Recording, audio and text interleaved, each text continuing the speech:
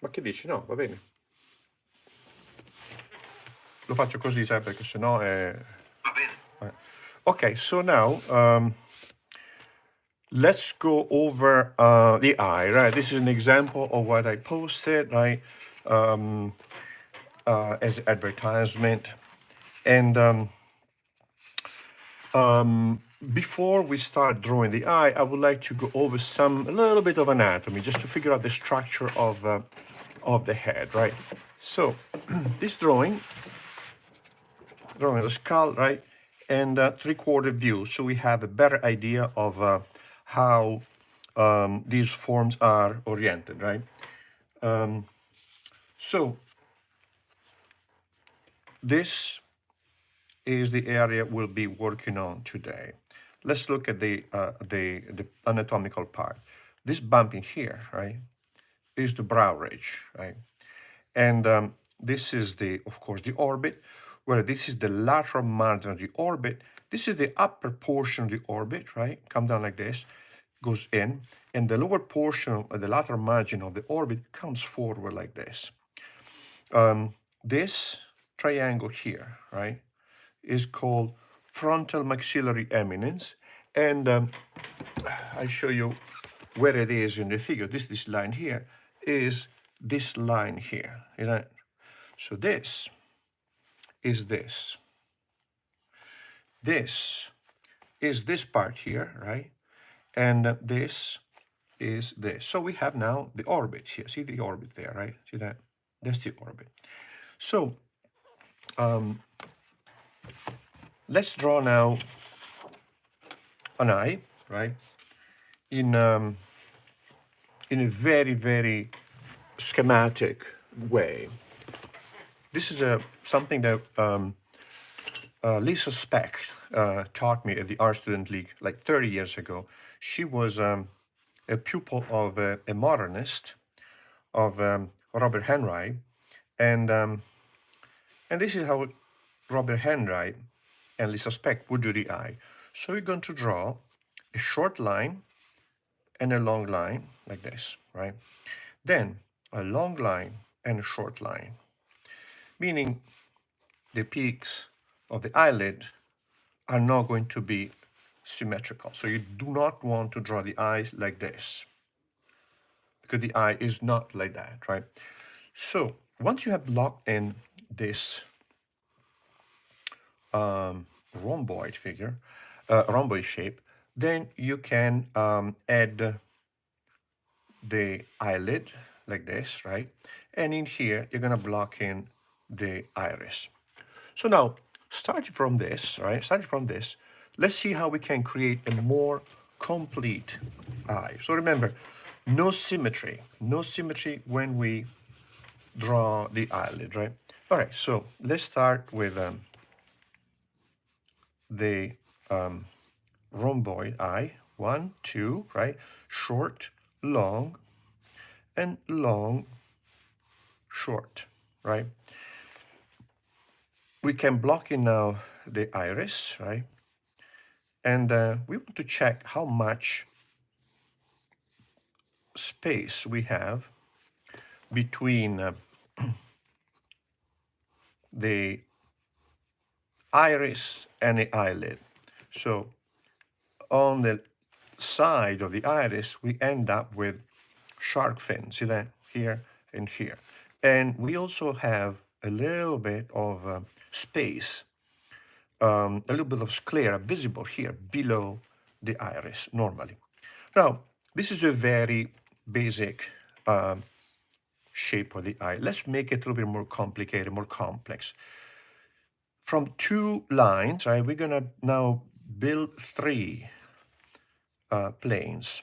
1, 2, and 3, like this, right? Now here I have the lower eyelid instead is going to be two planes, right? So 1, 2, 3, 1 and 2. So once we have this, we can block in around it here the planes of the face. So this is the the brow ridge, the eyebrow actually. This is the top, this is the side of the orbit I was mentioning earlier on, basically here, right? See this? I have this, this, and then from here, this. And then from here, the nose is the nose. The nasion, right? Look, this is the nasion, right? The nasion is the passage between the glabella here and the nasal bone here, right? We have the beginning of the nose, and we want to see how that is. Let me put an eye here in the eye socket, right? I want to see how that is. So if this is the iris, right? You see how the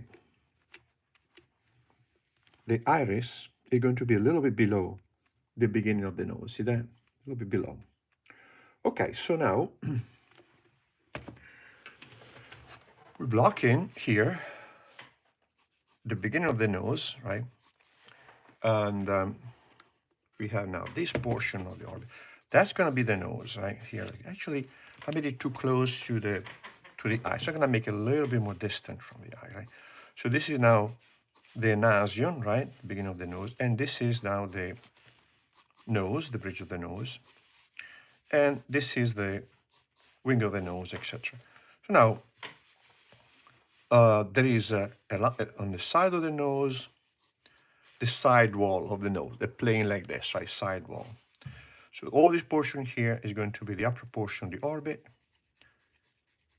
We're going to also do this on the side view, right? From here, we move forward, right? So we're going to have now here the margin of the zygomatic bone. And here, that line there is, again, this line here. That's the margin of the orbit. This is the margin of the orbit. So once we block in the nose here, this is going to be the nostril, the wing of the nose, the tip of the nose. We're going to have a line here, right? Between the nose, right? The wing of the nose, down like this, above the mouth. And we're going to have now two lines. See this here? 1 and 2, right? These two lines in here help us to find the length of the nose in relation to the eye, etc. So if I look at the length of the nose, just looking at the nose, it's tricky, it's difficult, because the nose has all these bumps, etc. But if I look at these two lines, the space between two lines, I can just look at the space, which is easier to appreciate the space by just looking at the measurement. So I have now this line here, right? I have now the line of the margin of the lower eyelid, the lacrimal ridge, and the nasolabial furrow. So 1, 2, 3, 4. They tend to do this kind of radiating pattern like this, right? All right. So now here's the zygomatic, and so therefore we can also imagine how the light will hit this form, because we can now create, for example, side plane, right?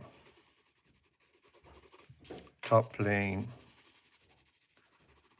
frontal plane, and then this is the lower part of the orbit here. This is the zygomatic, the triangle of the zygomatic.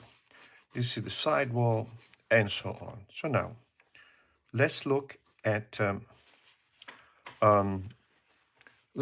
eye from the side view, how they are oriented. And before we do that, I want to show you this chart that I prepared for one of my demos, right? My courses.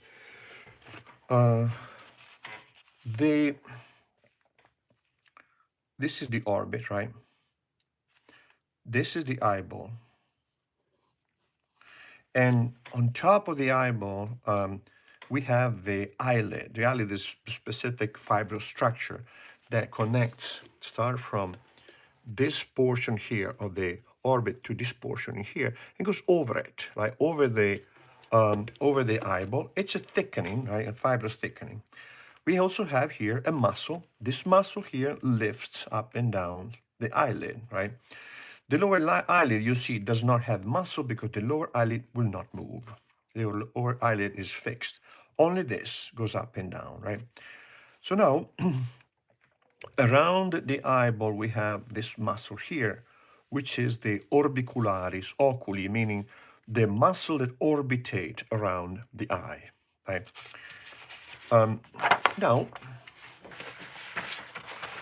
on the side view, right? If you look at the side view, we see how all this muscle here, which look kind of flat here, relatively flat, is in reality quite flexible, moves over the eyeball like this, right? Wraps all around this area here above and over the orbit and over the eyeball. And you see how the profile at the level of the brow ridge and down to the zygomatic bone is at an angle like this, right? Like that. So this is the orbicularis oculi in the portion that is on the bone. This is the orbicularis oculi that is on the portion on the eyeball, right? So let's see what happened on a more schematic way, right? We have now brow ridge, sorry, forehead, brow ridge, nasion here, right? Nose, tip of the nose, wing of the nose, lips. And here we have the eyebrow or the brow ridge here. And that is the side of the orbit, right? 1 and 2, see that? So we want to think that this portion here of the eyebrow, right, which is over the brow ridge like this, right, is frontal.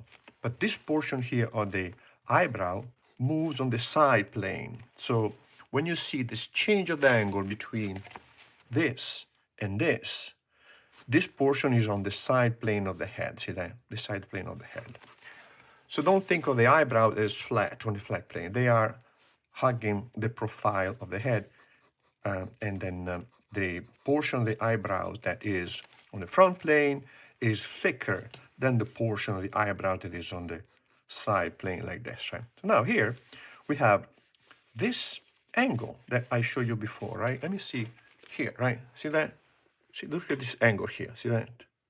So we have an angle between the brow ridge and the zygomatic like this. And so the zygomatic will come forward like this, right? And now the eyeball is going to be here, right? This is the eyeball. This is the orbit, right? This is the eyeball. And the eyeball is usually, right? Let me show you here.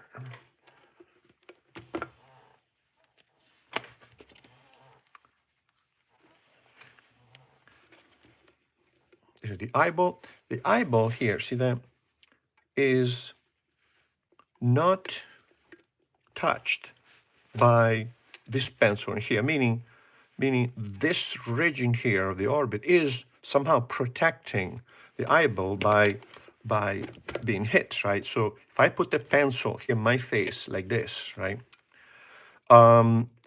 most likely I don't feel the pencil touching the eye unless for Asians, it's not, this Korean, Chinese, Japanese, it's not the same thing because this ridge is not as pronounced. It tends to be flatter and the eye is a little bit more forward. But Caucasian tend to be more like this. So we have space between this pencil here that aligns the two ridges of the face, the brow ridge and the zygomatic bone. So now, here, right, we're going to have over the eyeball. Also, another thing you want to pay attention to is this is here. On the nose, we have a bump in here, down like this, and then out like that. So this is the geometry of the nose, right? So this is the nasion, right? This is the rhinion, and this is the lobule, and this is the wing of the nose, right, with the columella, and the nasolabial labial angle, and this is the upper, the lip, right, like this. So now, we'll go back to the eye. We have here the eyelid that will go over the eyeball. So I'm gonna put the eyeball a little bit more recessed in there. So now the eyeball is gonna be here like this, right? The eyelid, and then goes down like this. And here we have the skin around the eye, and here I have the lower eyelid like this, right? So this is the iris. So you also see how the anterior eyelid here, sorry, the superior eyelid, this will be anterior to the lower eyelid. So this will be forward compared to that, right? Like this. So now we have now that line here, right? We have now this line here, and we can look at the space between eye and nose and see if it looks correct, right?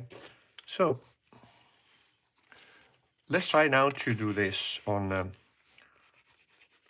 3/4 view. Actually, let me block in the zygomatic here, right? This is the side of the face. Okay, so let's do this on 3/4 view, right? 3/4 view. We can start with the eyeball, right? Start with the eyeball. And then we have the iris here, right? So how big is the iris in relation to the eyeball? So, all right, start some measurement. I just have an idea of the dimension of this. So the diameter of the eyeball is about 1 inch. My thumb is 1 inch in width. So it's about 1 inch or a little bit more, right? Like that, right? So then let's do it here, right? Draw it here. So this is the eyeball, right? And the diameter of the iris is going to be similar, very close to the sum of this portion of sclera plus this portion of sclera. So this plus this equal this, right? So let's see. 1, 2, 3, 4. More or less, right? Because it could be a little bit smaller. Then here inside here, we're gonna have the pupil, but the pupil will vary, right? In diameter. So now let's look at this 3/4 view. Blocking the eyeball, and then blocking the iris. So we're gonna have of course, the iris on the side like this, right?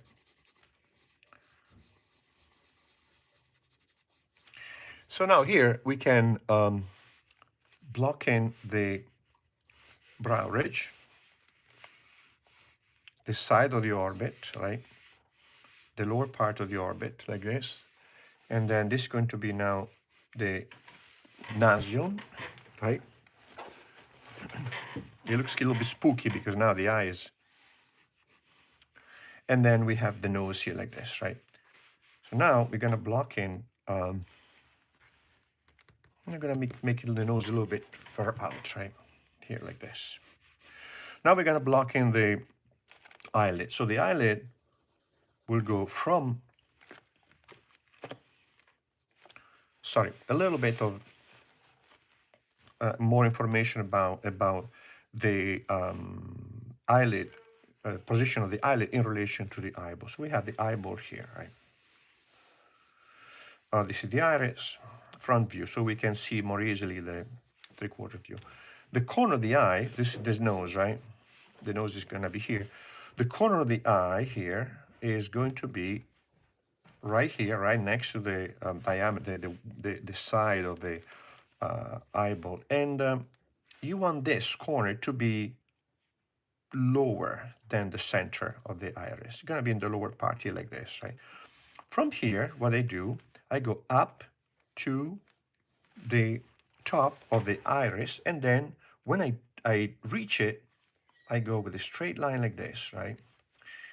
That covers the top, the top of the eyelid. And from here I go down with a longer eyelid, right? So 1, 2, 3, and now this is the eyelids. What is the other corner, right? The other corner can be here, right? Or it can be here, or it can be here. This will give me a different alignment of the eyelid. So let's see how these are aligned. But first we block in the lower eyelid. So the lower eyelid is going to go down like this, right? We have seen it already, and then up like this. And in this case, connect with the upper eyelid along a line here that aligns the two corners horizontally, right? Like that. But the eyelid could also be like this, right? This is the eyeball, sorry. This is the eyeballs. And we have now the iris. Now, the corner is pretty much always here in the lower part of the iris. Now, I want to look in my subject, where is the other corner, right? Because I need to draw the eyelid. So I want to know, where am I going to end with this eyelid, right? So from here up, here flat, and then up like that. Then from here, right, down, right here, leave a space below the sclera, and then up like that. So now my eye is going to be slightly angled like this. Or you can see the third option, right? Here, right? And now the alignment is going to be lower than this corner here, right? So up, here, and down with a slightly slanted downward eyes like this, right? Right. So when you look at your subject, when you copy the eyes, you want to have an idea of these geometric structural characteristics of your subject, so that you don't just draw an eyelid, right, without knowing where you're going to go, but you have an idea of beginning and end, right? So now from here, what we do, we're going to block in the eyelid, but thinking at this point that this eyeball is turning, is round, is a volume. So the eyelid will have to kind of follow that volume, right? So now here we have the line of the upper eyelid, the lower margin, and this is now over the eyeball like this. And then from here we go down like this, right? Like that. So as you can see, now I'm going to give some thickness to the eyelid here like this, right? Right, like that, right? So, as you can see,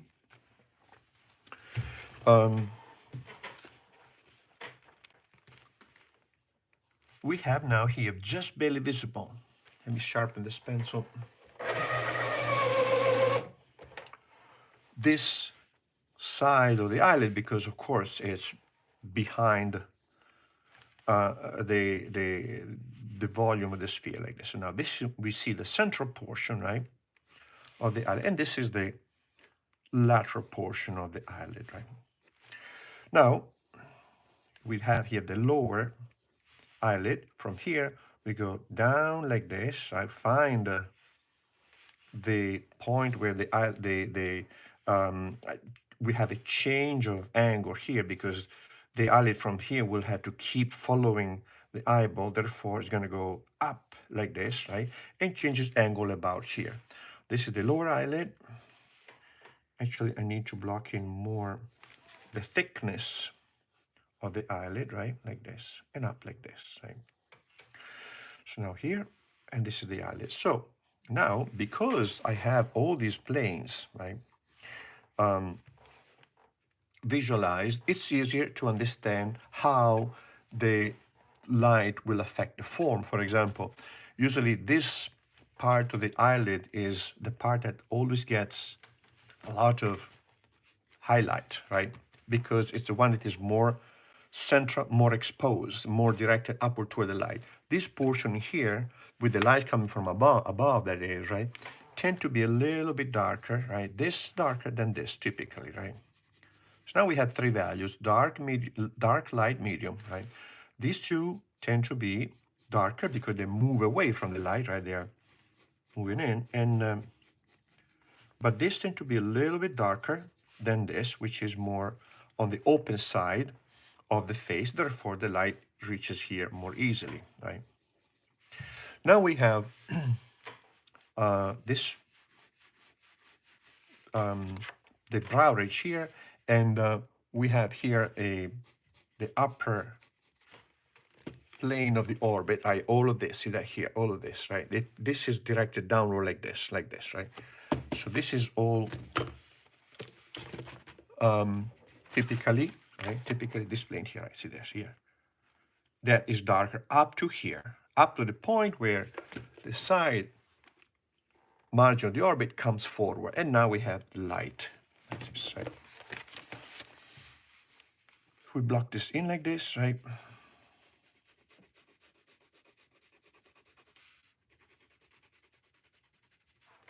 And this comes forward like this, right? And now here we would have the side wall of the nose, right? And here we have the frontal maxillary eminence, or here, or also lacrimal ridge, here like this. Okay? So let's see in the drawing that I've done. See that, right? This is a drawing that I did with charcoal. See how all these parts in here, we have, in this case, the light was coming from a little bit below. Therefore, we have all these values inverted in a sense. So the light is here, the light is here, this is dark. And this is dark because the eye now goes back in, the eyelid goes back in like this, right? This is the lacrimal ridge, part of the frontal maxillary eminence. This is now the fold here at the nasolabial furrow, here like this, right? And of course, we see how this part here catches the light, and this is a slightly higher value. And we also see light, medium, a little bit darker, a little bit darker. And these planes are kind of following, the value follow the movement of the planes, right? So now from here, now it's going to be light, right? But now we start again with the light from above like this, right? If the light comes from above like this plane tend to be directed away from the light. And now the nose goes out toward the light again, like this. So if now this is the side plane, right? This is zygomatic.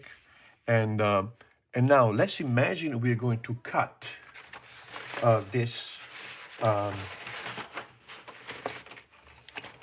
figure here, right? I want to use a blue pencil. Here it is.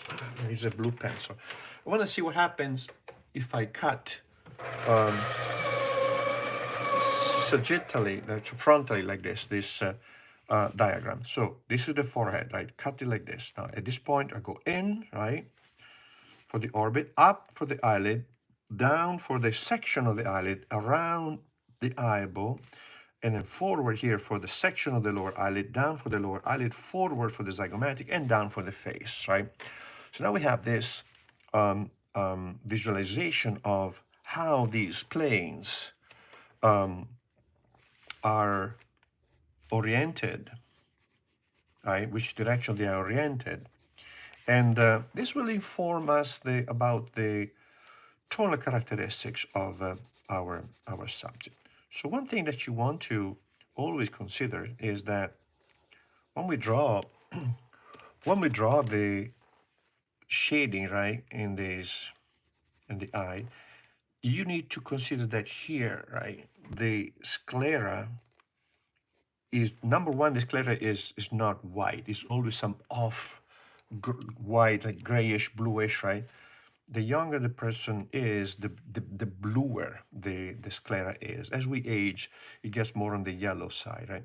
But imagine now that here we have the light coming from this direction. This eyelid will cast a shadow here, like this, over the upper part of the eyeball, like this, right? And because this is a sphere, you don't want the white to be flat. You want to create a little bit of a, like this, see that? See how darker it is here? It's a sphere, and that's a highlight, right? Because that comes from here. So we want to always have the sclera to be not white, but not uniform in value also. If not, it feels like the eye is either popping out or it feels unnatural. It feels like there's a light behind the eye that is illuminating the eye from inside. So now let's look at the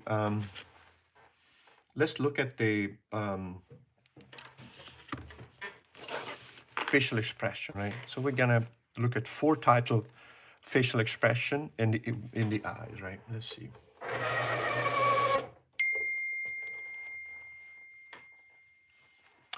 So Jesse, this is a color pencil I'm using, right? It's a Faber-Castell polychromos, and they are very sharp. I like them because they are hard, and they permit me to make sharp lines without having to sharpen the pencil a lot. So this is a polychrome color pencil, polychromos Faber-Castell. I'm using, this is India red, which is a dark red, natural earth red, and this is just black and blue. But you know, I like it because you could use charcoal, right, as you mentioned in your post, but I like the color pencil because it doesn't smudge much, and it stays sharper for longer, and is more practical for this kind of work. Oh, unless you mean this drawing here. This drawing here, yes. This drawing here is charcoal and chalk on tone paper, and specifically, let me show you. I'm using this. This is Wolf's Carbon, which I like very much because it's a very high quality compressed charcoal stick. So this is compressed charcoal stick, and what I do, let me show you what I do right with this. Right, when I need to sharpen them, I take a knife.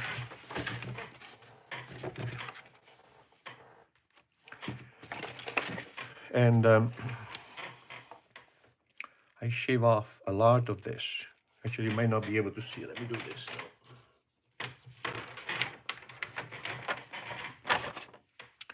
I shave a lot of this, right? Get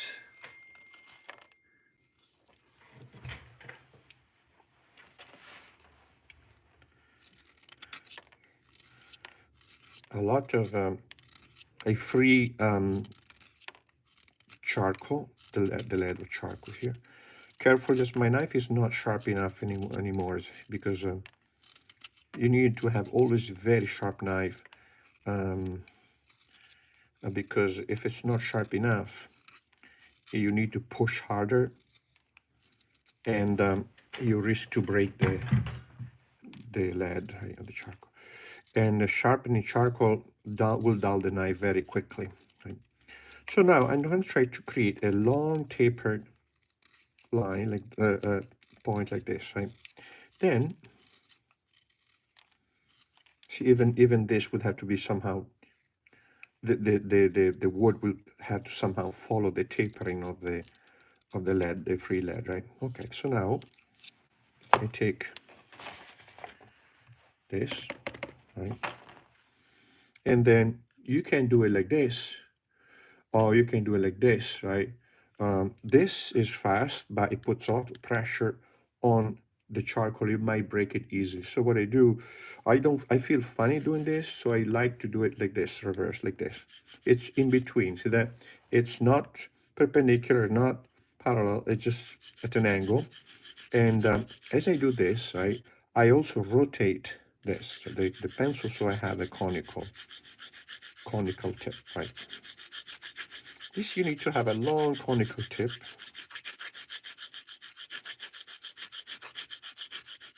And sandpaper is good. You can take a block of wood and tape some sandpaper or staple some sandpaper to it. You're gonna save money.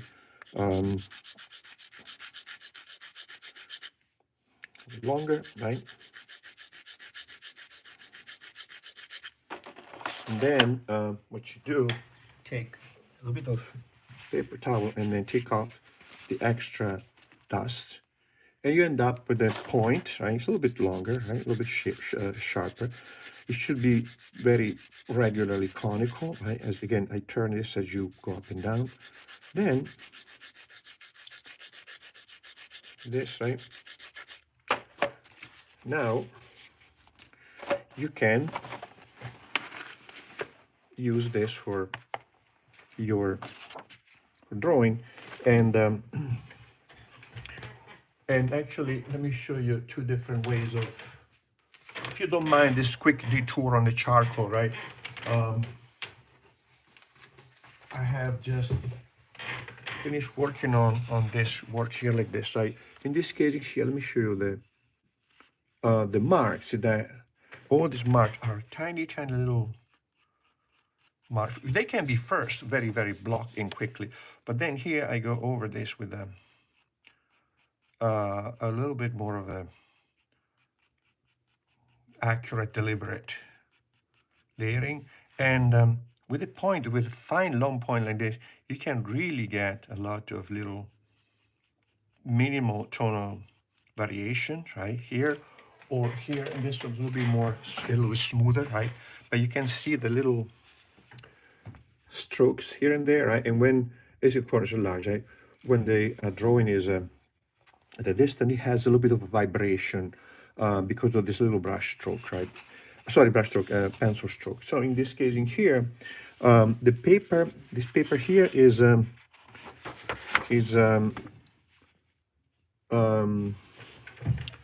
Fabriano Ingres. Ingres is spelled like this. And it has a little bit of a texture. See that here, like that. I don't know if you see the lines, see that, the lines here, which is very minimal, and it helps you to see that those lines in there, right? This line here like this, right? Those are the lines of the paper. And they give you a minimal order to these lines here like this. But so this is charcoal and white chalk on tone paper. So when we, because we have the eye here, when we now draw an eye, for example, right, or any other part of the facial feature, if we know how these parts of the body, the eye, are structured, we can even omit some, right? So I know that, see that I have 1, 2, 3. See that here, 1, 2, 3.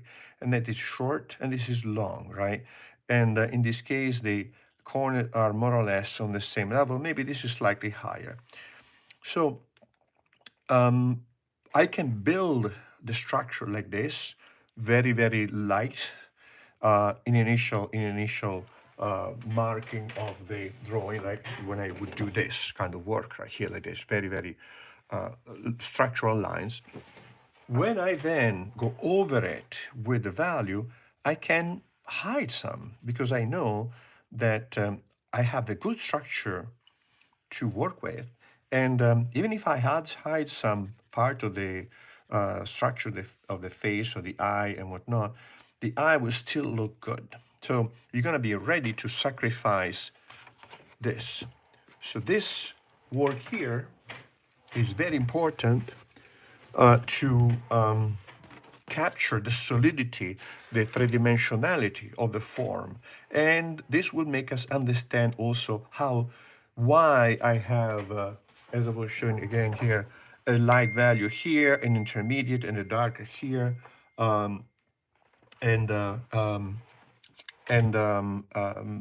that permits me to create a sense of turning of the form, three-dimensionality.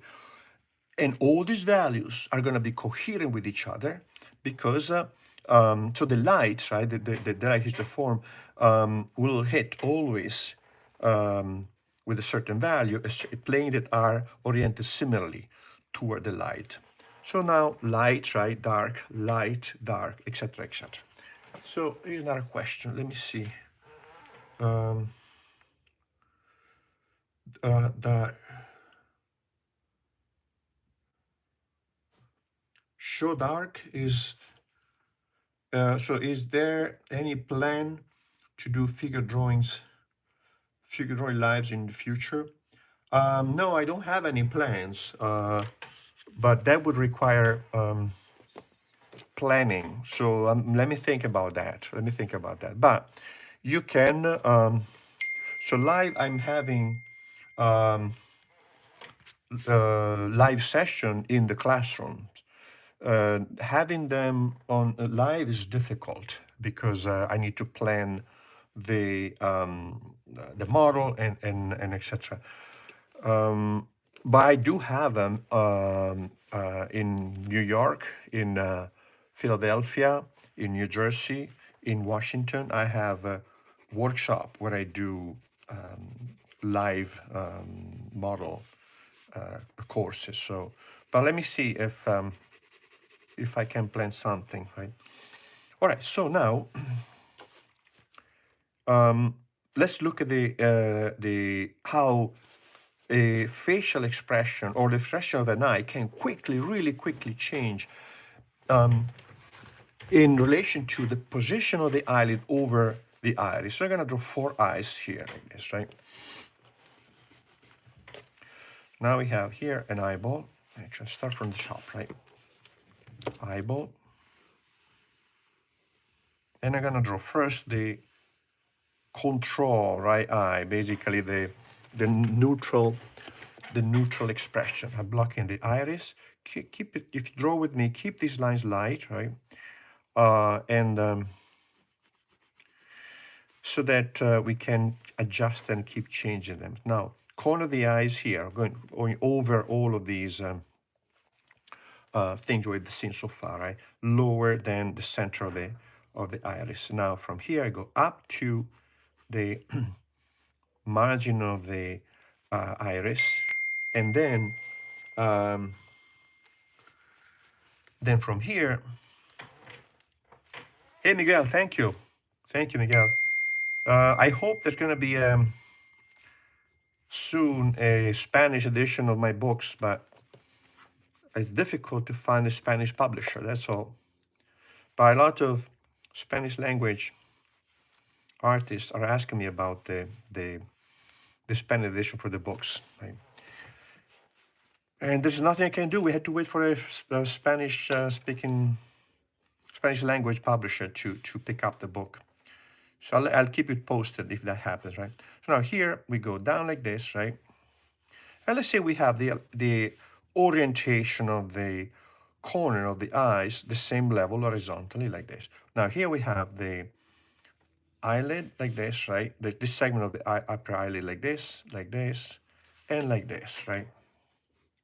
Now this part of the eyelid is going to go out a little bit more gradually compared to the lower arm because I'm going to show you why, right? So here we're going to have the fold, and this is the brow ridge here like this, right? And that's the side, so this is the orbit, right? So now the fold here is because the upper eyelid moves up and down, and therefore they create a sharp folding here. We don't have the same sharp fold at the lower eyelid because, again, the lower eyelid will not move. It moves indirectly, but it does not have a muscle that moves it up and down. Now, this is now the eye in a relaxed expression. We want now the lower eyelid to be slightly tangent here to the iris, and usually it doesn't touch it, right? Not tangent, but just almost tangent. From here now, what we do, right, we see how the form of the eyeballs are turning, right? From here, right, then we have this eye, the part of the eyelid going up like this. Why is this part going so straight up toward the end, and this is not? It's because this, in a sense, kind of goes over this, right? And this instead keeps, this is intimate with the eyeball. So this goes under like that, and is intimate on the eyeball, but this goes over it like that. Therefore, it bridges over this. Therefore, this is a different angle compared to that.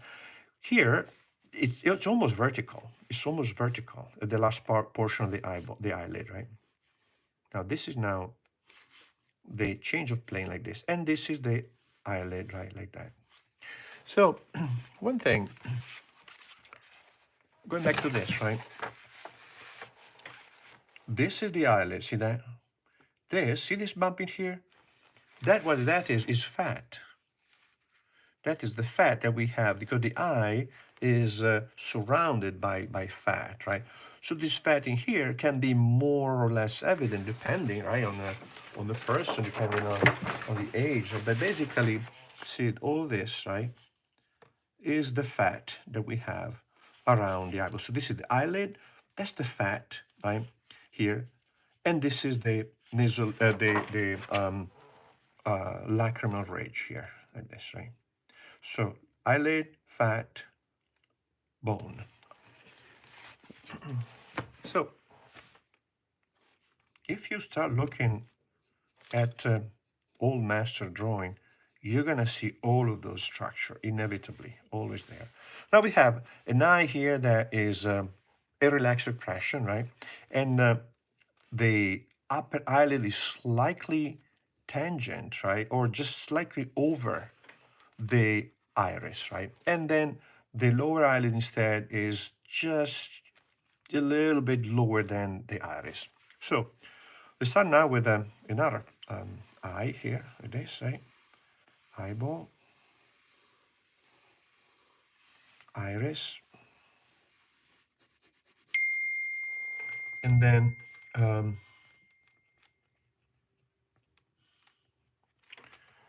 oh, drawing poses from pictures. Yeah, I do that. I do that. I do that, but with my courses because it takes 3 hours, right? It takes 3 hours to do that. So you can sign up for my courses online, or because you cannot really do a figure drawing in 1 hour. Or you can also sign up for my Patreon, where I have a lot of videos, about 100 videos, where I show figure drawing, I show anatomy, I show a portrait, I show stereometry, I mean the puppet. So in those videos, you have, there's 100 of videos that I have up, and yeah, you can follow those. To have access to the video, you have to it's a $15 a month membership, and you can watch all those videos as much as you can stomach. So so let me see. Oh yeah, my new book, right? So let me finish this, and then I'm gonna quickly show you the third book, right? I'm gonna have a presentation of the book on the 16th in New York at the New York Academy of Art in person. So if you are from New York or New Jersey, you can come to the book presentation where I'll discuss it. But I'm gonna show you the book, and then because the book also has some link to videos, right? Now here is the eyelid, right? But this time, instead of having the eyelid just barely touching the iris, we're gonna have this eyelid a little bit closer to the iris, to the pupil, right? And you see how immediately, and it's a difference like 1 millimeter lower, right? We have now a sleepy expression. See that? Just a little bit more sleepy, right? Like this. And you start seeing that this much difference will create a less alert facial expression, right? Yes. So this is now this side, etc. Makes sense? So we're going to be careful when sometime you make a drawing, make a paint, say, why is my guy looking upset or mad? Because the minimal variation of the eyelid, right, in relation to the eyeball will change the expression, right? Now here, let's see what happens if we have the opposite, right? So we're gonna have here make it smaller.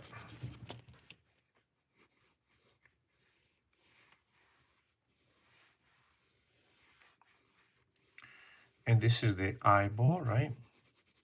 and this is the iris. Now, what we're gonna do, same starting point here, right? And now we're gonna have the upper eyelid above the iris, showing the sclera above, right? You know when they say, don't shoot until you see the white of their eyes, right? And that's the adrenaline, right, that makes you do this kind of stuff, right? So you're running toward the enemy position, right?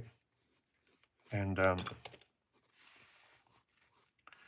course you're gonna be freaking out, right? So the adrenaline will pump, right?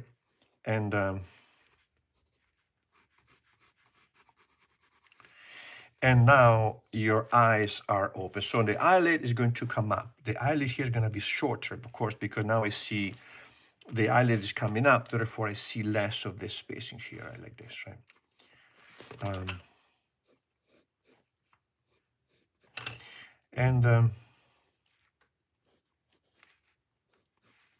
Now here, we're going to have this same thing, down like this, right?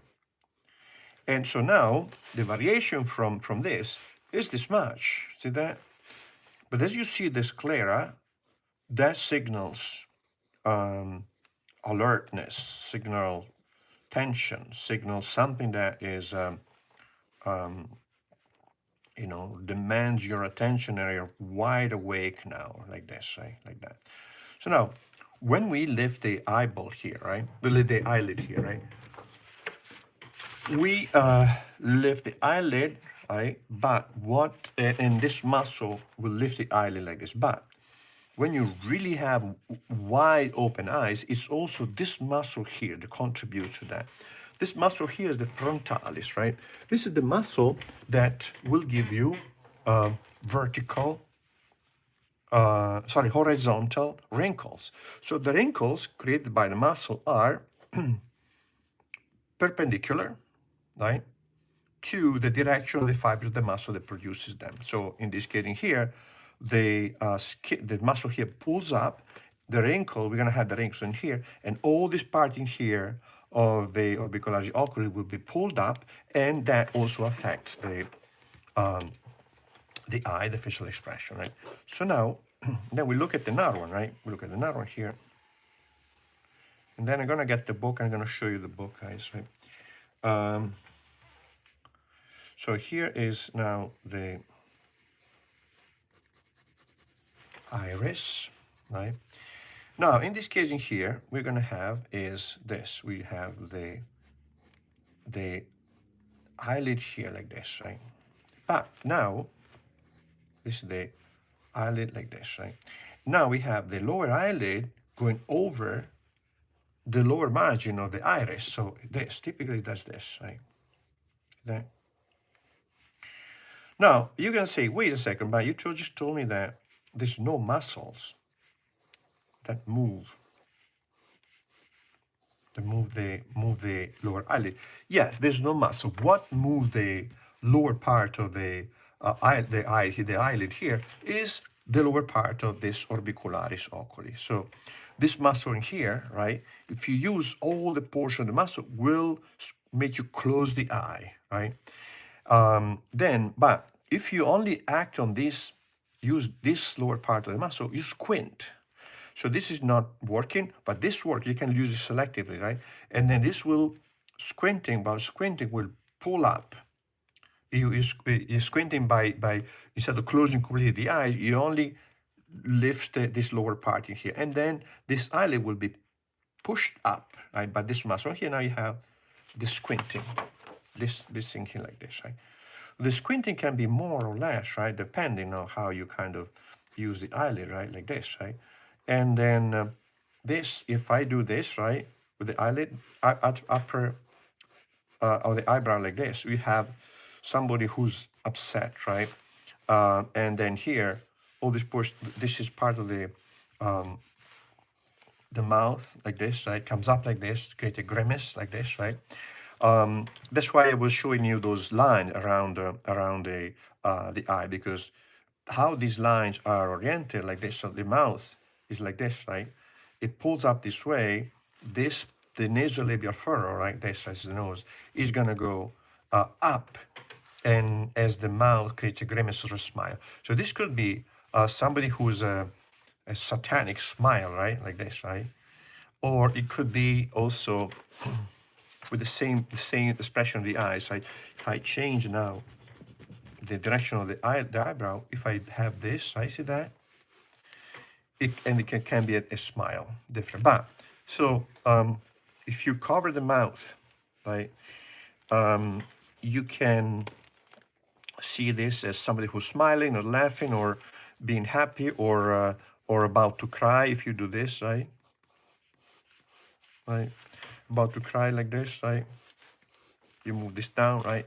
So these are basic expression of the eyes are really important to understand, because then from here you can develop your face, the facial expression, much more accurately, right? So I'm gonna get the new book, right? It should be out now. It just came out a few days ago. Let me just get the book. I'm gonna show you the differences, right, between the first two. This is the first two, right?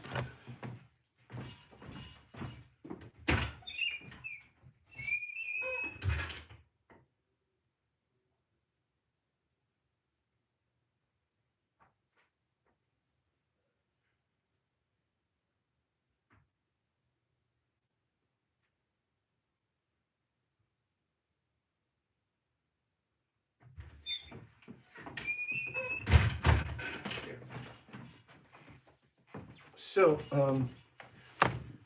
by the way, let me show you something. So the first book is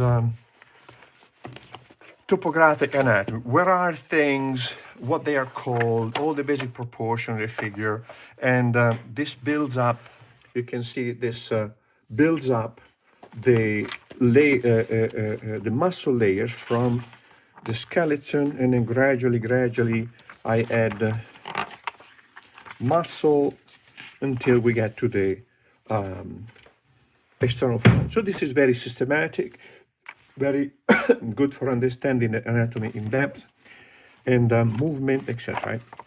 Facial expression. Now, in facial expression, I don't have facial expression here, but the hands, techniques, etc. Right? So this is the book you might want to start with, unless you already know this stuff, right? The second book instead gets into the movement, right? The movement of the body. And in this case here, we have a little bit of anatomical information to begin with, but only for what concern the superficial muscular layers, right? Well, in some cases I go in depth, right? But always in relation to the forms that these produce externally, meaning I'm moving on to a more an aesthetic approach to this, right? So, and then of course, as you can see, all these are related to how to build a figure, right, from this basic volume in movement, how to measure the lines of flow that we find in the body, this typical aesthetic line of continuity between the various parts of volume of the body. See that, right? Of this, right? And movement, right? How to read the movement, how to create movement. So this is more again dynamic, right? Dynamic approach to the human figure, right? So then this is also facial expression, and in this one I discuss quite a lot of in detail, right? See this part I just showed. They just seen together, right? How what muscle creates certain what expression the various muscle create in the face. So this can be useful in case you want to work with graphic novels or etc. This instead, this is the new book, right? So the new book. Oh, so if you get the new book, you want to go on page 10, and on page 10 there is a link with a password and under the introduction, and you can access instructional videos. There are about 10 videos so far, but I'm going to add more, right? So this is basically a book of exercises where I show you how to create. So this is an exercise, for example, right? So you would take, I don't have the tracing paper here. You would take a piece of tracing paper here, put it here, and then copy this on the tracing paper so that you can do it 2, 3, 4 times. This exercise is specifically to understand the stereometry, that this is the classical stereometry, and this is the more modern stereometry, I mean rounded, more easy stereometry. Male and female, different angles, different point of view, all these exercises, and then eventually I start moving the figure, right? Moving the figure, and to use stereometry for practical purposes, right? To draw the figure, studying this figure in action only as stereometric volume. Then we get in more and more complex understanding of the movement by, again, analyzing it through these little puppets, right? And then eventually see how to apply this stereometric approach to the practice of figure drawing, right? Or foreshortening, for example. There's also lots of foreshortening in here, right? Foreshortening, etc. Right? And again, how to apply to the practice of figure drawing. Right? Then many examples to follow. These are all exercises, right? Same thing now with application of the muscle over the skeleton, right? And superficial muscle, male and female, front, back, and side, etc. And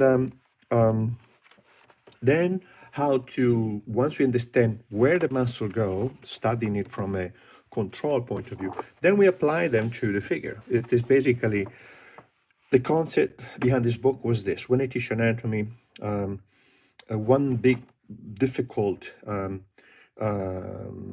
moment for the student is to go from the charts to the model. So with this book, I organize a series of lessons that will permit you to transition gradually from the charts to the figure drawing by going through first these puppets, then copying, putting the muscle on the puppets, then analyzing work of art, and then drawing in this case, and then reading, finding all the landmarks, all the crucial points that we have studied previously, and apply the muscle on top of it.